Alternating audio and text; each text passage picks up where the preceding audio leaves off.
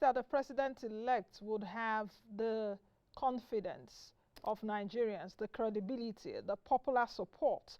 Because this is not a very good time to be a Nigerian president. This is not a very good time because there are so many crises, multi-crises that are really facing us right now. The crisis of security is there. Many economic crises hitting hitting us left, right, and center. Where will I even begin? Is it the debt issue? Is it the inflation issue? Is it the fiscal crisis that we have?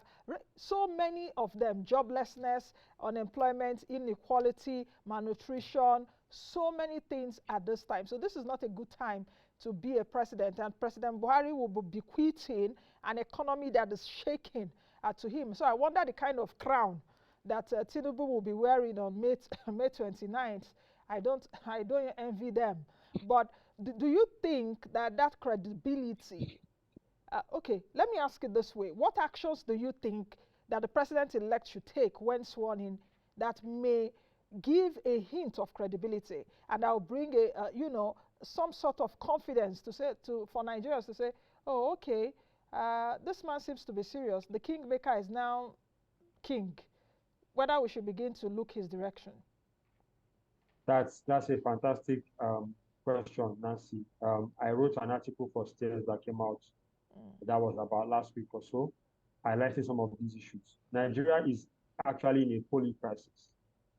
I heard that first from a Financial Times columnist called Adam Tooze. So Tooze, a polling crisis. So basically multiple crises at the same time. Nigeria has a fiscal crisis, a monetary policy crisis, a human capital crisis, and a security crisis all at the same time. And these various crises have multiple heads. So basically, you have a Hydra-headed monster, you know, that the incoming administration has to try to confront. And this is the worst year to be a Nigerian president that certainly I can think of. Perhaps the worst year since 1966.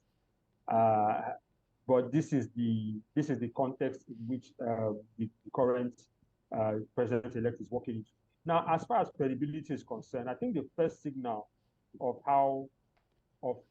increasing that credibility is how he picks his cabinet. The cabinet is very important.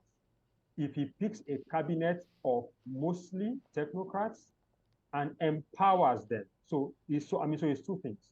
You cannot have a cabinet of technocrats and not empower them and not give them the political cover necessary to carry out these reforms.